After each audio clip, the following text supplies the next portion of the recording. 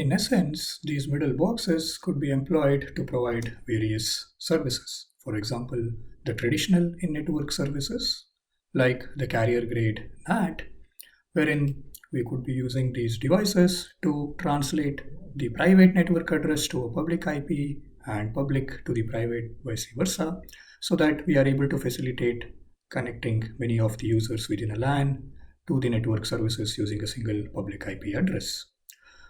Or consider a load balancer, which would be used to ensure that any incoming traffic for the dedicated services that would be running on our network is balanced with respect to the load for each of the different instances of the network servers that we could be running. And likewise, they could also be used to facilitate and provide the security services. For example, the firewalls, the most commonly employed middle boxes. These could, even the types of firewalls could range from being the simple stateless firewalls to the rule-based firewalls that can operate at layer 3, layer 4, or even up to the application layer firewalls or the next generation firewalls that we think of. And when we speak of other kinds of security devices, we typically think of the intrusion detections or intrusion prevention systems. Imagine the network intrusion prevention and detection systems as the middle boxes that could be deployed within the network. And again, we could also have deep packet classifiers where whenever we suspect of any malicious content and want to analyze packet by packet the contents, we could have the DPI engines that could be running within the network. And also to safeguard from the DDoS attacks that typically happen on the services that are being run on an enterprise, campus, or data center networks, we would want to build specific purpose-built middle network appliances like DDoS protection and so on.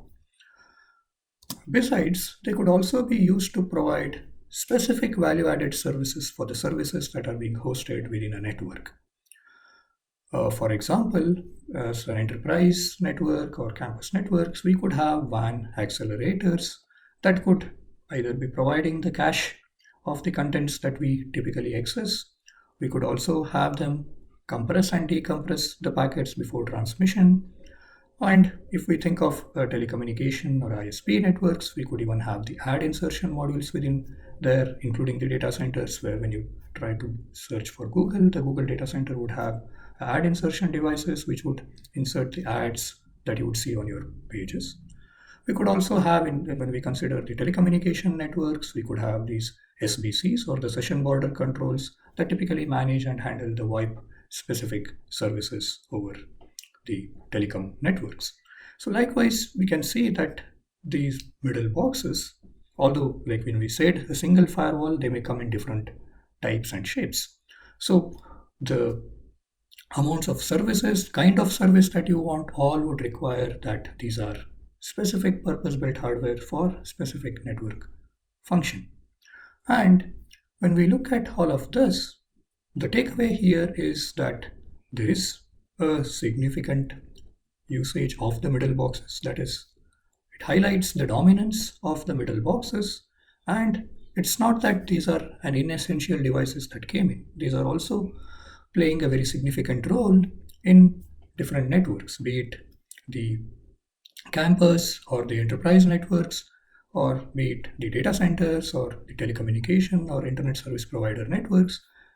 These middle boxes play a crucial role in each of them.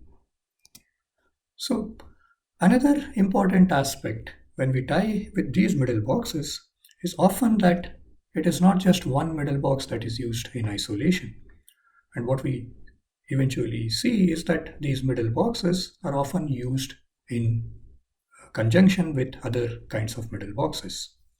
And there is a dependence of how these middle boxes are used, set up, and deployed. And that's what we call as the service-based network functions that we are going to be using.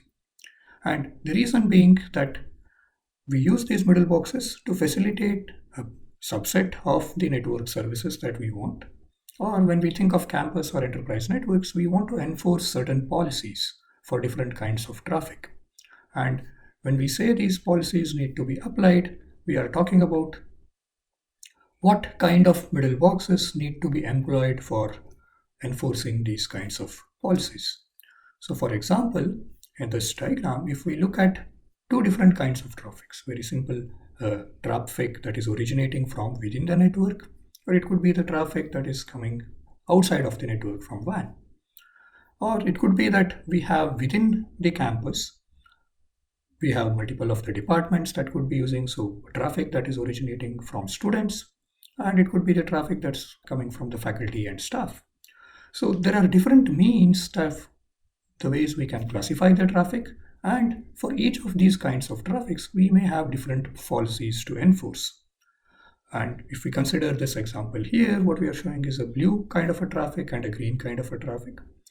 And consider the green is the one that's coming from external to the campus network, which means maybe it's going to use the services that are being put within the network through use of the VPN devices. And VPNs are another kinds of most prominently used middle boxes. So when the traffic comes in green, what we are trying to show here is any traffic that's coming through the firewall into the campus network could connect through the VPN and then go through the load balancers and layer 7 optimizers like application filters for www HTTP contents that we may be using and ensure that the services are provided in the best way. And likewise, for the blue kind of a traffic, we may want to inspect for any malicious content through the IDS and IPS services and then connect them through the forwarding proxy and connect them with the application filters all the way to the necessary services. So this shows that when we define these middle boxes, we are also defining how the traffic needs to be routed from one device to the other. And this firewall itself may be trying to classify the blue versus the green kind of a traffic and route them to different instances of middle boxes. Also, as the traffic gets forwarded, we see that different middle boxes take the decisions on their own, like IDS or IPS may even drop the packets. The firewalls could drop the packets. The load balancers would choose what would be the end host where you would want to, which of the end servers that you would really want to send the packet, send the traffic towards. So all of these middle boxes are going to take their decisions on their own and also say where to route or impact the way the traffic would be forwarded from one instance of a network appliance to the next. And this is where we see the complexity in terms of how these have to be set up. And this was analyzed very thoroughly, and the kinds of middle boxes that were there in the early 2000s were studied and put up in the RFC 3234, which basically classified the networking elements that existed in terms of the network appliances and provided the means to understand the kinds of middle boxes and what are the challenges that each would bring along. And the core of this document is about the cataloging of the number of types of middle boxes. And then when we speak of these middle boxes, and when we said they have different kinds of services they can provide, but then the question becomes how do we classify them and what's the means to build the classification? And this document, this study, put forth that there are multiple facets through which we can classify, and it could be a multidimensional taxonomy that we may be thinking of. But we need to consider specific characteristics in terms of how the middle boxes can be classified.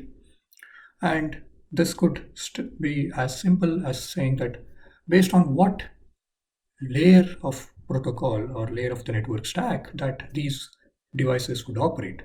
For instance, consider a protocol layer at which these middle boxes would operate. Could be one of the means to classify these devices. That means whether the middle box acts at an IP layer or does it act as at a TCP layer or does it act at a layer 7 or the HTTP layer could be one of the means to classify the devices.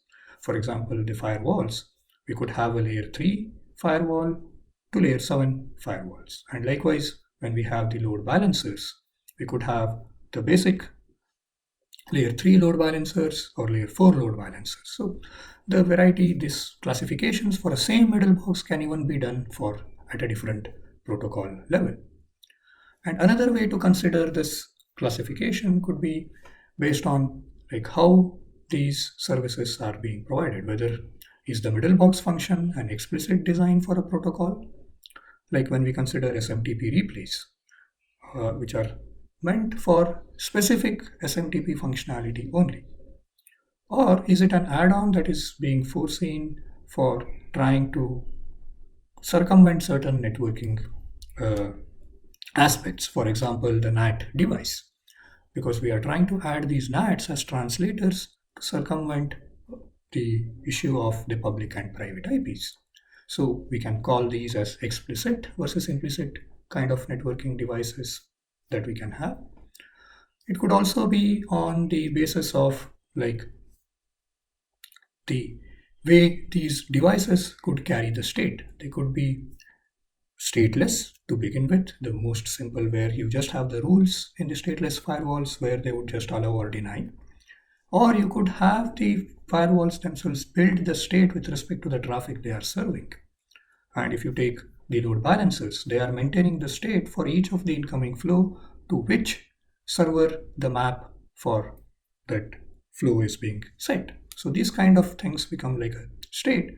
And why state is very crucial is if the services break, that is, if the middle box breaks, can it recover on its own and facilitate that end-to-end connection remains intact, or does it have a repercussion in breaking the end-to-end connection entirely? Like if we had a NAT and the NAT rules are being taken off, or a NAT device restarts and there is no state anymore for the ongoing connection, now we need these connections to be rebuilt. And this cannot happen until and unless the informations are brought back into the NAT device through the flows that originate again.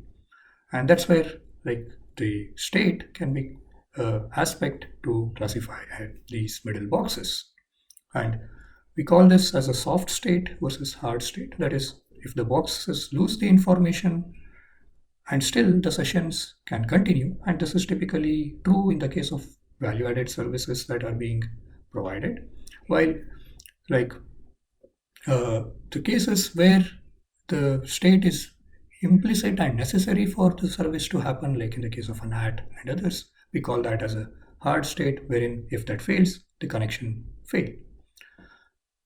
And the classifications can be in many more diverse ways. I think this document talks a whole lot about the way the soft states, hard states, the way the issues with respect to how the optimizations are being provided, whether they are what kind of processing the devices are doing, whether they are manipulating the traffic at layer 3, layer 4, layer 7, what are the changes that they are adding, what is the side effect with respect to any of the devices. All of this has been discussed in this RFC 3234, and understanding of this is a must to understand why are middle boxes a real benefit, or to see the other side of what are the challenges that they bring. So to summarize this in a context, the rise of middle boxes has given both the positive edge as well as a negative impact. And if we think of end-to-end principle, and especially when I spoke about the hard state, they in fact break the end-to-end principle. And nonetheless, it does not nullify the desirable properties of the middle boxes, because we need these NAT devices without which we couldn't have been able to successfully support the lot of users to connect to the network. However, the future application protocols that we would want to define have to recognize how these middle boxes operate, what are the means or constraints that they bring along. And that's where it becomes essential to question how we want to build, or what aspects we want to build in middle boxes. And having carried these thoughts, we said the number of middle boxes and the middle boxes by themselves have become inevitable in the networks. And when we look into these middle boxes, we often refer to them as just the intermediaries. That is, their existence is always almost transparent. In essence, neither of the two communicating parties or the hosts would know of their presence. And this model is often called as the bump in the wire model. Like when you are driving on a highway and you have a bump, you slow down and then again pick up your speed, right? It's the same what happens with respect to the packets that are communicating between the two end hosts. And when the packets are destined from one host to the other, the routers and switches would only process in terms of where to forward, where to send the packet next. But these middle boxes acts as the bump, wherein you now have to provide additional services or additional processing on these packets. For example, you want to build NAT, then you are trying to modify and translate the packet headers. Likewise, with respect to load balancers, you are looking up the state and trying to match which of the servers that you would want to send. So you're even changing the steering of the packet to altogether a different server. And this processing comes with a cost, and that's one what it really impacts the packets that are flowing between the two ends is the added delay or additional latency in reaching the two end hosts. And that's why the model of this middle boxes that are being interspersed, they always add to the latency. And that's why they are referred to as a bump in the wire model. And again, when we are having this kind of a communication that is without the knowledge of either of the parties, you are not sure what kind of processings they are doing, or is it tangibly providing the same data as what you would expect on the other end. There is no guarantee on this. But we trust in the devices to be providing the key services to enable the kind of functionalities. But it also means that these are in a way a threat to this, ensuring that integrity, confidentiality, and reliability of the data that we may be transacting. And these middle boxes come in variety of uses like NATs, firewalls, tunnel endpoints, traffic shapers, and application accelerators, and so on. And this is where we see the two phases. One, they are a practical necessity in terms of their deployment is necessary to solve the networking problems, and their needs are not likely to go away by just putting the functionalities at the end hosts. Hence, they become quintessential devices to be facilitated within a network, and we can't get rid of them. Second, by principle, they are breaking the foundations of how we envisioned the internet because they are violating the layering principle, they are violating the end-to-end principle, making the networks to carry state besides just carrying the information.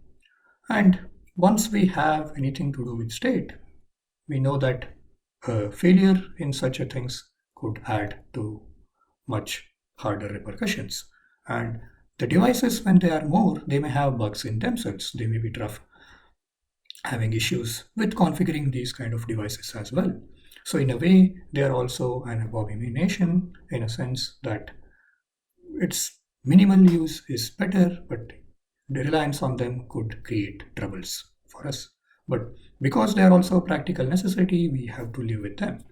That means we need to think of the ways where we can work with these middle boxes in a better way and simpler and make the workings simple. And this is where we need to now look at what are the key pain points that these middle boxes bring along and how we can really try to address them. So again, if we revisit the same networks that we thought of earlier and now see that we have just one simple middle box that is being deployed, the first question that these middle boxes bring as a pain point is how do we manage these devices? Because when we deploy the routers and the switches, we manage them in a specific way. Likewise, when we deploy these kind of middle boxes, which are again like purpose built by a specific vendor, specific OEM, and the manuals for these devices to handle, configure could be altogether completely different. So we need the skills and expertise to deal with these kinds of specialized devices, and that's where management becomes a pain point. Next, when we scale these different devices, the management problem is going to scale again because the firewalls could be provided by a specific OEM, their specs would be completely different than the proxy devices which could be provided by some other vendor. The load balancer network appliance, could be from so many other vendors. And managing with each of these requires specific skills of having to build. And that means we cannot leverage the same skill of, okay, I'm well versed with the interfacing with the firewall, I can use the same knowledge to interface with the load balancer. That won't work. So we need different kinds of skills to deal with these kind of specialized devices. And that's where each of these devices present a narrow set of interfaces where one needs to get the expertise with. And this management in terms of how do we configure these devices, how do we set up these devices, and how do we interface with these devices and ensure that things operate in normal way in a network. So we would now be asking for specialized skill set to manage these specialized devices. And second, like I said, these are all like a bump in the wire. The more we add these devices, the more we are going to end up paying the price in terms of the latency. And hence, they could also create operational hazard in terms of when the processings happen. And if they silently discard or drop the packets, we would have to then know where the things went wrong or what are the consequences thereof. So all of these aspects make middle boxes the real pain points in deploying. And first of the issue is that these middle boxes, like we said, they are purpose built ASICs which are going to be deployed. That means they are going to increase the capital expense necessary to deploy these devices upfront. And you'd see many of these middle boxes cost tens of thousands to hundreds of thousands of dollars. And being able to making them afford and deploy them becomes a challenge. And that's where the increase in capital expense would be enormous. And second, once we deploy these, we need to operate with them continuously. And that means they are going to add also to the operational expenses to deal with these kind of devices. And once we deploy them, another major problem is, like we said, the routes for these devices, how they are connected, which middle box would serve the traffic at which endpoint and where is the traffic, the exit traffic going to, or what middle box it needs to go. And if we have to scale up these services or add more, we have to reconfigure the entire networks. So this greatly limits the flexibility of adding or removing the middle boxes once they are deployed. If I want to take out now the firewall, I have to rewire the entire thing to say now the data that is flowing from one middle box to the other are set up appropriately. And if I want to add another new middle box, it's going to be the same kind of a problem. And that's where they greatly limit the extensibility and flexibility, making it a lot more problem in terms of even the physical operations.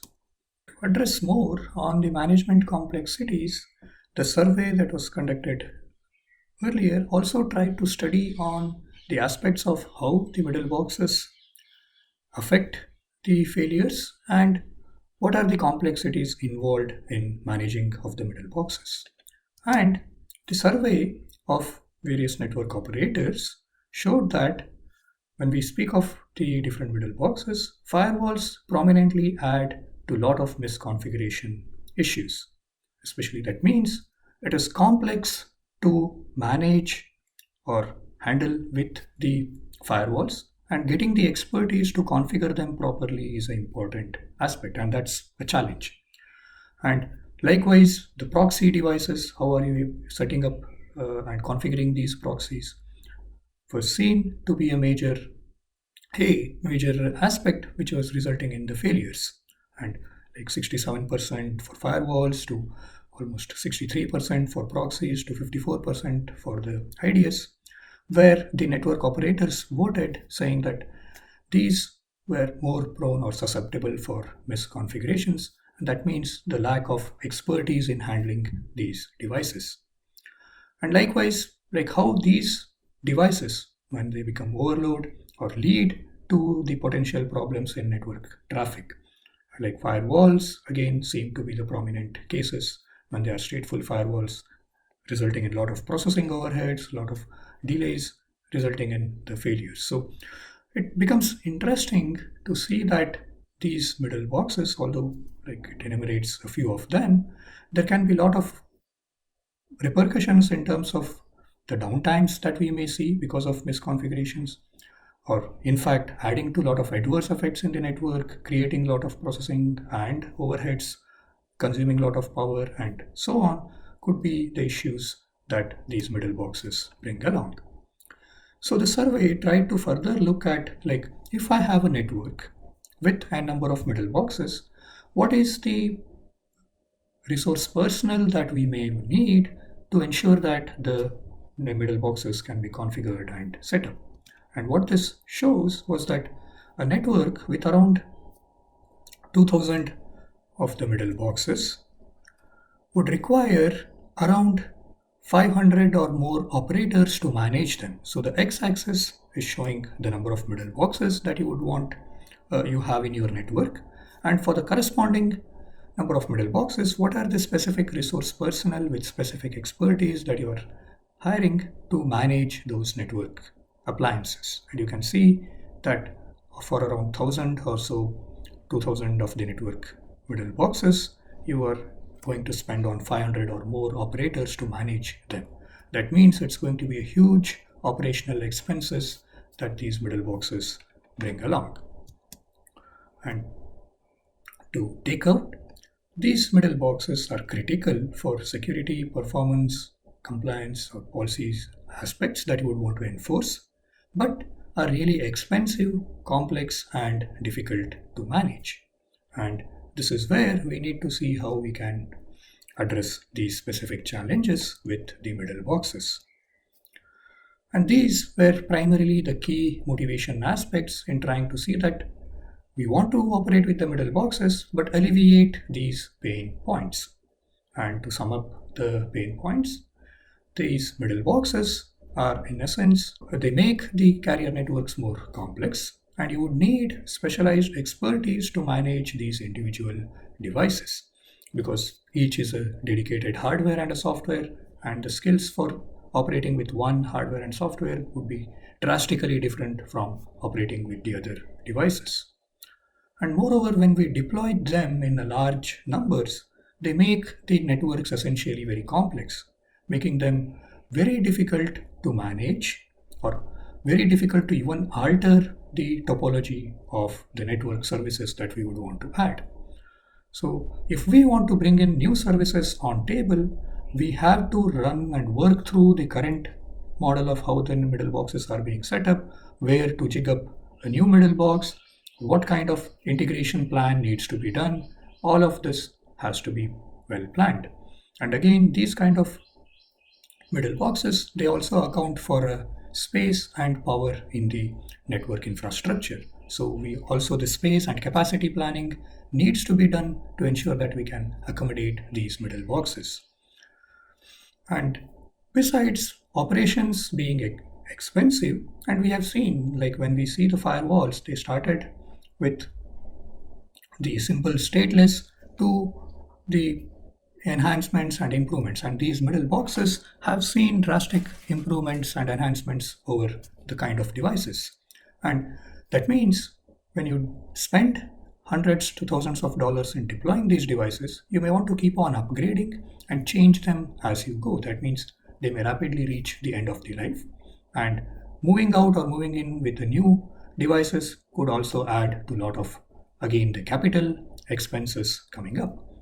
And even the most other significant aspect to a worrying aspect is we have a solution that we need today, but we cannot have it until it is being shipped and provided from the specific vendors. That means we have a procure stage, and then we design the things and we see, okay, whether they fit or we need additional things. And once we say there are additional requirements, these need to be designed, deployed by third parties or the OEMs, and then we need to again integrate and deploy them back in our networks. So the cycle of procure, design, and integrate, deploy could span years, which would also make it more difficult to address the immediate or pressing functions that we would want to serve with the middle boxes. So overall, these middle boxes end up providing very high capital and operational expenses, and deployment of them and management could be time consuming, and as we saw, misconfigurations could be the casual occurrences and hence leading to lots of errors. And they could also be subject to the physical and overload failures that would otherwise also impact the way the network services would be facilitated. And hence, having these traditional networks model where we think of these network appliances as dedicated hardware and software which are being run as one physical entity per node, like one hardware, one functionality, could all mean that there is a lot to pay for, and hence we need to simplify these aspects. And now, if we think of these problems, and if we jump back and see how the things were when it was with respect to the clusters or the grid networks or the cloud infrastructures themselves, in the essence that we had to deal with a lot more physical devices, physical servers, bring up the network, storage, compute all of those devices together and manage them. And how it was done in the IT or the cloud services was essentially with the use of off-the-shelf commodity hardware. And more prominently, the way we would want to scale or set up the things was through the means of virtualization. So when we virtualized these off the shelf commodity hardwares, we built off the shelf commodity software or virtualized instances, wherein I could consolidate many of the servers that would otherwise require a dedicated hardware now to be run on a single hardware. And that was the beauty of the virtual machines that we got. So now if we retrospect and see whether this would fit for these network appliances that we just discussed, and in what way can this really aid to break the challenges that we just saw. And we can see that with the use of the commercial off-the-shelf or the COTS or the commodity IT platforms, we could basically use a single hardware to facilitate multiple of the network appliances, the functionalities of different network appliances. And this would also mean that now we would not have to spend a lot more on getting these middle boxes, but it would make these middle boxes very, very cheap or inexpensive. And it would also allow us to host a large number of these devices on a single commodity hardware. So I can mix and match different kinds of network appliances that can be run on the commodity hardware. Second, if we, rather than just limiting ourselves to the commodity hardware and add the virtualization, augment that with the virtualization, this allows us to completely abstract the hardware and hide any of the unnecessary complexities that we have to deal with in managing the hardware. The use of virtual machines and virtual networks put together. This would now enable us the much desired elasticity in terms of we can bring on multiple instances of the same virtual machine as and how we need, and we can scale to the network demands. And virtual machines allow us to automate. At one point, we can sit and start spawning these virtual machines rather than going and setting up the hardware, booting them up, wiring them. All of these hazards could be taken off. And hence, the use of virtualization, we can see that it can really enable us a lot more flexible means to manage and set up these devices. And third, when we make these network appliances as software applications that are going to be run on these virtual machines, now we can again bring the abstractions in terms of how the interfaces could be designed and aspects of how to manage these devices, which can again be unified in one way. That way, we can eliminate the overheads of having specific resource personnel to manage these devices. Nonetheless, we may not be able to get rid of all the complexities thereof because we still need the expertise who could understand what this software appliance would do, but we could provide better abstractions like an intent based configurations that we spoke earlier. He doesn't have to understand the nitty-gritties of the softwares, but provide the intents which can then be translated to the device-specific characteristics that they need or software-specific parameters that can be broken down and set up. Thus, these observations that we make here make us rethink of using the hardwares and try to see whether we can softwareize these dedicated appliances and provide software-defined functionalities first, which could be run on the commodity or the shared hardware architecture. What this would mean is now a single hardware could be facilitating multiple roles or multiple network appliances all run on one hardware. So management wise, it becomes a lot more easier. Infrastructure, capacity planning, again, simplified. And when we have these softwares and build the right abstractions, also the operational costs and management costs could be contained to a greater extent. And this is exactly what the network function virtualization deals with. So instead of these middle boxes, which are specific or a proprietary hardware software combinations, and each middle box being one physical on a node, which was seen to be very expensive because they are purpose-built hardwares, which also have these issues with deployment because you have to statically set them up, wire them up, plumb the connections, making them hard to manage or scale, and having them in hardware makes it difficult to customize or add new features, making them highly inflexible. Two, what we speak of network function virtualization is to run these hardwares as software entities, where you are going to run the router, CDN, any of the network appliances as a virtual router, virtual CDN, virtual firewall, and likewise. And these are all going to be run on the commodity hardware, which is the shared hardware infrastructure where you have the compute servers, storage servers, network connections being made for these servers, all of these as a commodity devices now, which are going to run these network appliances all in one. So you have made them go inexpensive because you are running on a standard off-the-shelf hardware or the server machines, x86 machines that we speak of. And now because we can bring these appliances at will as like trying to spawn a new process or spawn a new virtual machine that is going to run on this hardware, it makes it a very dynamic infrastructure where we can easily scale up or scale down or scale out the services as we need.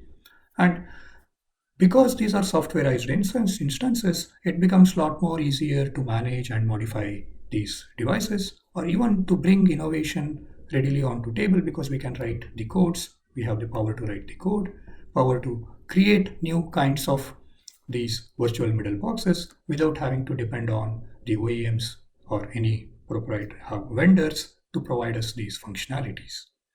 And that's where network function virtualization tried to shape what we see as a means for network softwareization, helping immensely the network operators in building and managing these networks.